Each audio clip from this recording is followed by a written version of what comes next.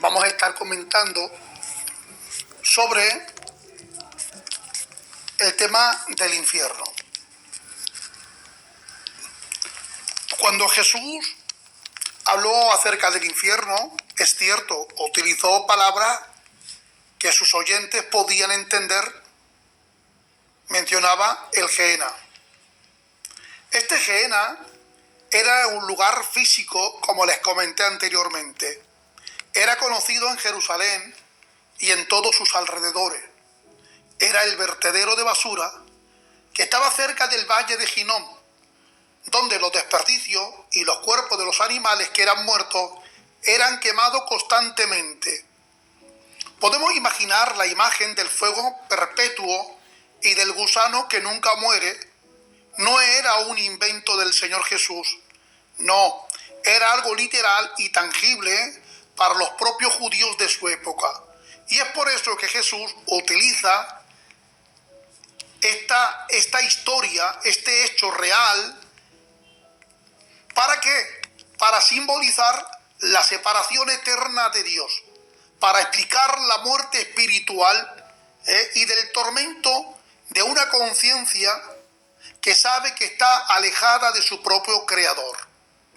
Cuando se habla del gusano que no muere, está representando la tortura interna, la corrosión de la conciencia y del alma, porque el hombre, aunque su cuerpo muera, su alma es inmortal, y la ausencia de Dios es lo que realmente quema, destroza la conciencia del hombre que ha muerto en pecado. Ahora bien, toda esta imagen del infierno como un lugar que está lleno de demonios, que golpean, que torturan, que lazan, viene de los labios de Jesús. No lo dice Jesús ni tampoco la Biblia hebrea, de manera literal. Esto surge de una mezcla de tradiciones y de literatura que es una literatura apocalíptica.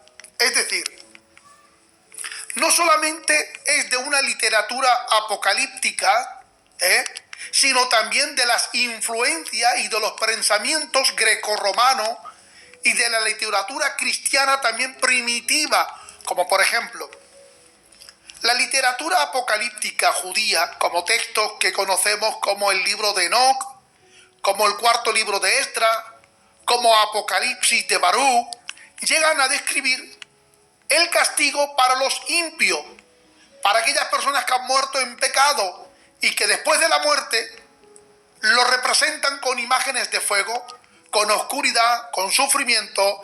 Y en estos textos, que son libros apócrifos, a veces aparecen ángeles que están custodiando o que están castigando, gloria al Señor, pero con el tiempo,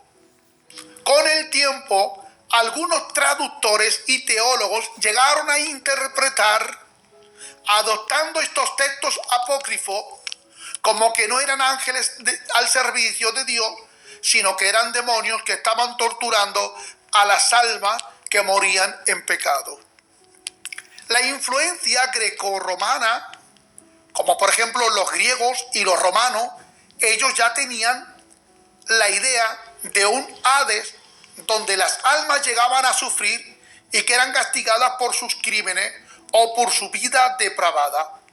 Cuando el cristianismo comienza a expandirse, algunas de estas ideas culturales se filtraron en la tradición popular y se mezclaron con los textos judíos apocalípticos.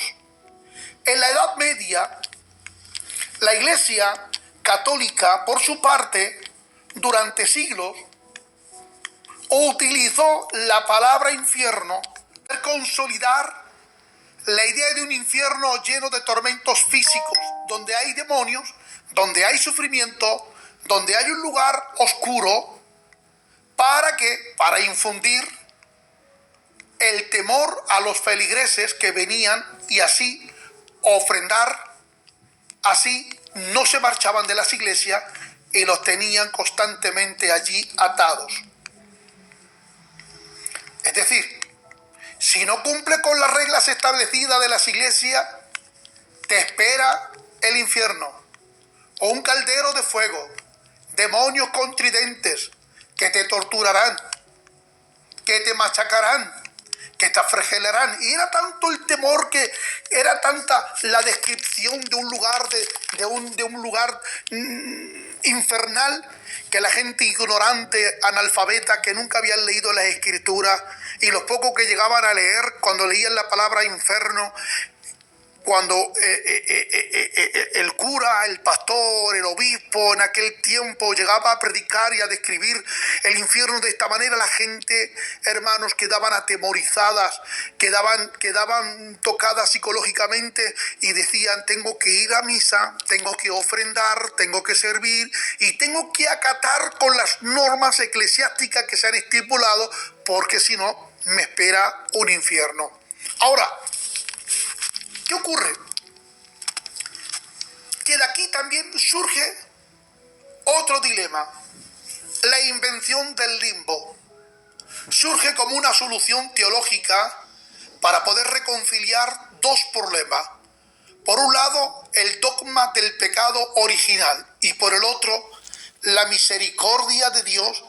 Y se llega a plantear que los niños que han muerto sin bautizarse no podían ir al cielo porque el pecado original aún lo tenían, pero tampoco merecían el tormento del infierno porque eran niños. Entonces había un lugar conocido como el limbo, como un estado intermedio, es decir, un lugar de paz, pero sin la visión plena de Dios. Era un infinito, o al menos, como le llaman ellos, un intento de poder conciliar la justicia y la misericordia. Y no aparece como término explícito en la Biblia. Esto es un invento teológico en la época de la Edad Media. Entonces, ¿qué ocurría? Que muchas madres habían sufrido la triste experiencia de ver que muchos de los hijos morían, a veces prematuros, a veces con una edad temprana, y no eran bautizados según el ritual católico. Y entonces ellos decían: no están en el infierno, no están siendo atormentados, no han ido al cielo, pero como es tierno, como es niño, ¿cómo podemos sacarlos de allí? Entonces la Iglesia ponía unas normas de ofrendar, dar una cierta cantidad de dinero, de hacer unas reglas de oraciones, de unas flagelaciones que se tenían que autodisciplinar, a fin de que pudieran salvar las almas de estos niños que estaban en el limbo, en un lugar pues deambulando y sin visión de Dios. En cuanto al purgatorio, surge de la misma lógica, pero lo aplican no a los niños, sino más bien a los adultos. La concepción, la idea es la misma, pero el purgatorio no es para los niños, sino más bien son para los adultos que mueren en gracia, aunque todavía tengan manchas de pecado venial o deudas morales, y se fundamentaba en la idea de que no todo está resuelto en la vida terrenal. Así que el alma necesita purificarse antes de poder entrar a lo que se le conoce como la plenitud del cielo. Esto también se llegó a desarrollar a partir de los textos que aparecen en 2 de Macabeos capítulo 12, verso 46, donde se menciona que es bueno y saludable orar por los muertos para que sean liberados de sus propios pecados. Esta interpretación no es bíblica. Interpretado por la tradición católica como soporte del purgatorio, y lo tomaron, lo adoptaron, lo abrazaron y lo llevan a cabo. Nuevamente tengo que decirle que es un concepto que se llegó a desarrollar teológicamente, no una descripción literal de la Biblia. Jamás lo enseñó Jesús, jamás los enseñó tampoco los discípulos, no. Entonces, tenemos que decir que Gehenna Está hablando de fuego eterno como símbolo